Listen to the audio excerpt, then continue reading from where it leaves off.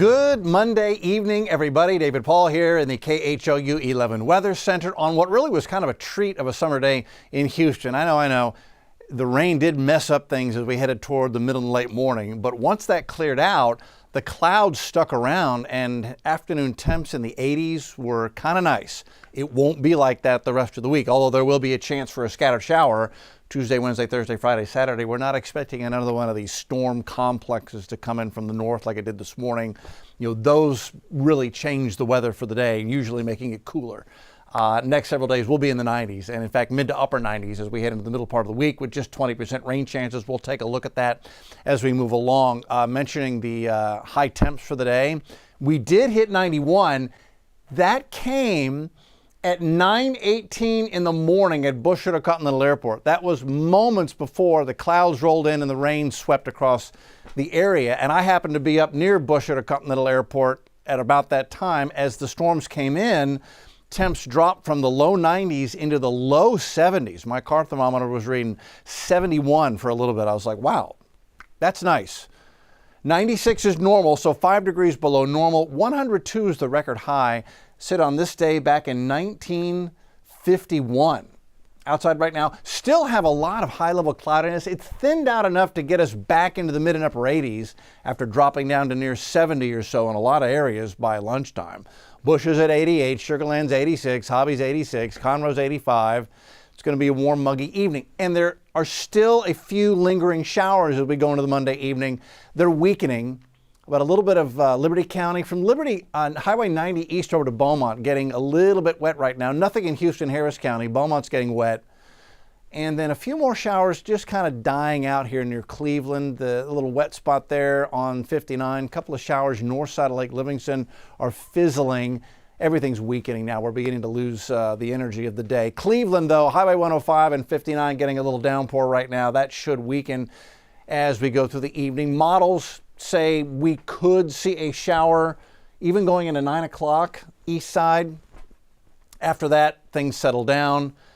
And then in the morning, it has things mostly quiet. But when I see coastal showers popping up on the models for a summer morning, even though this one is showing up near Palacios, Matagorda Bay, really anywhere on the coast is what it's saying. We could have a little coastal shower early tomorrow morning. So that's 7 a.m.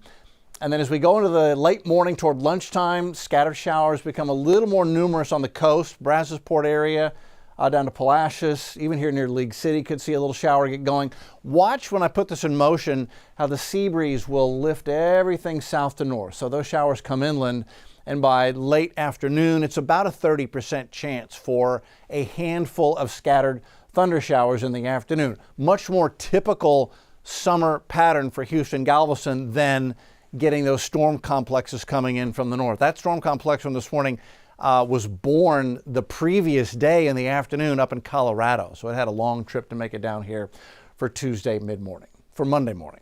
Okay, this week, high pressure will begin to build back over us. This is the heat dome. It's the mountain of air. When the mountain of air gets close to you, you heat up. And that is because, first of all, it helps to block rain away from your area, but also it's sinking air, and it will compress the air down at the surface.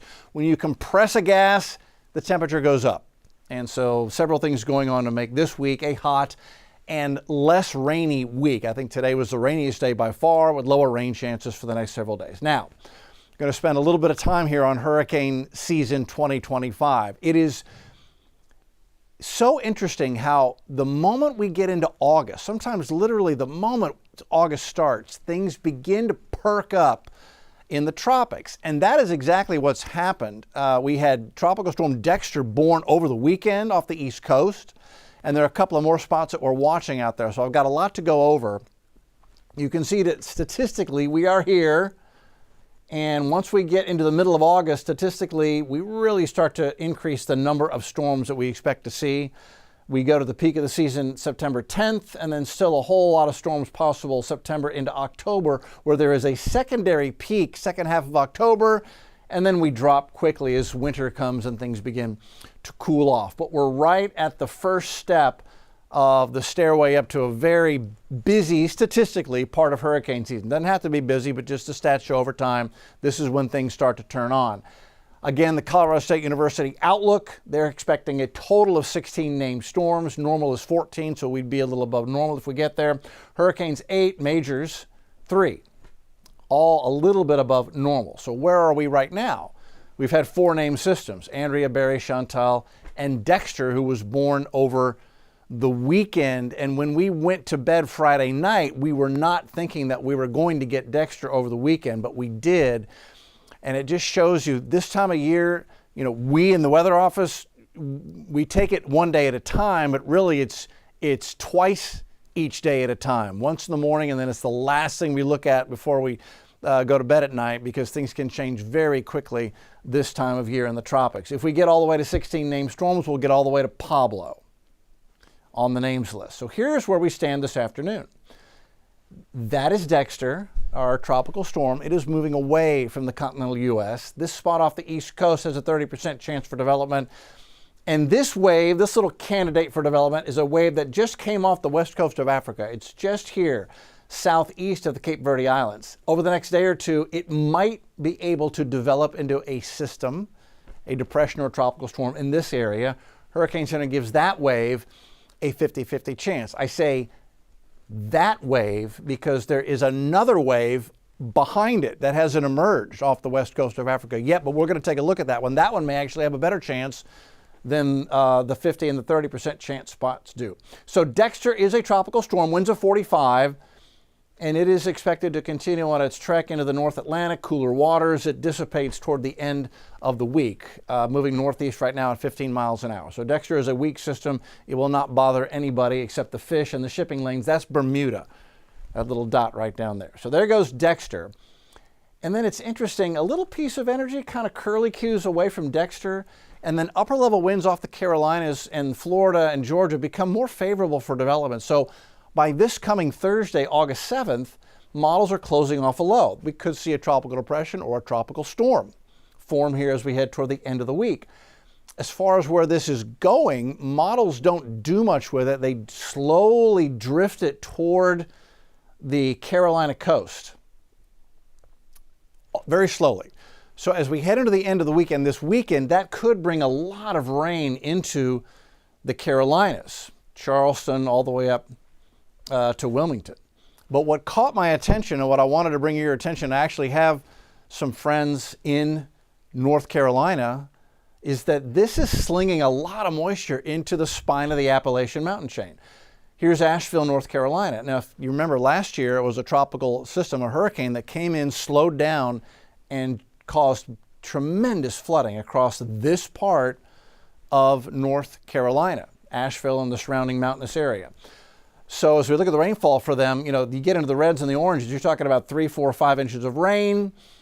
Orographic lifting here could magnify that in some spots. So it's something we're just going to keep our eye on for potential flooding. If you have friends in this part of the country, give them a text, tell them to go to KHOU Plus and watch this update, and we'll keep you updated on this, as we could see some more flooding problems in the Carolinas. Open Atlantic. So orange, yellow, that shows us the temperature anomaly. The sea surface temperatures are running a little bit above normal over the past 30-year average. So that is a plus as far as tropical development, plenty of warm water. And as far as the candidate we talked about off the west coast of Africa right here, this one right now, Hurricane Center gives it a 50-50 chance for development. Now watch, as I put this in motion, you'll watch this little wave, and what you're looking at is atmospheric spin, the red areas. It'll move along, and then watch how it just kind of spreads out and dissipates. So watch with me. Here it comes, tries to get organized, and then just doesn't do it. It just elongates. So I think this one, at least the latest couple of model runs and this model run, don't have that developing. But behind it, another wave that will sneak off the west coast right behind it, looks like it has a better chance for developing. So here we are going into Monday, August 11th, with perhaps a developing system way out here in the open Atlantic. So these are thousands of miles away. We have plenty of time to watch it, but it is something that we watch carefully this time of the year. American and European models. So what do they say about this? So this is the Euro. This is on wave number 2. This is the second wave, and it does try to close off a low. It kind of comes and goes through August 12th, but by the time we get into August 14th, The Euro is saying, yeah, we're going to have a storm here east of the Lesser Antilles. So something we'll be watching over the coming week. What this also does is the GFS wants to kind of close something off here off the East Coast. Notice nothing like that in the Caribbean or the Gulf of Mexico. So for the moment, modeling does not include the Gulf, but it can change in 24 hours. So we watch it like a hawk this time of the year. Something working against these systems developing is that there's still a bunch of dust out here and more dust forecast to come off over the next several days. Tuesday, 75 in the morning, 91 by noon, 96 in the afternoon. There will be a handful of scattered to isolated downpours out there tomorrow afternoon. 30% is the rain chance tomorrow. 20% Wednesday, hot and humid, summer all over the place. Thursday, Friday, Saturday, and Sunday, little better chance for scattered showers. Saturday, Sunday, 30%. We'll bump it to 40% on Monday of next week. So a lot going on out there, but for the next 7 days, Houston kind of gets normal Houston summer weather. We'll keep a close eye on the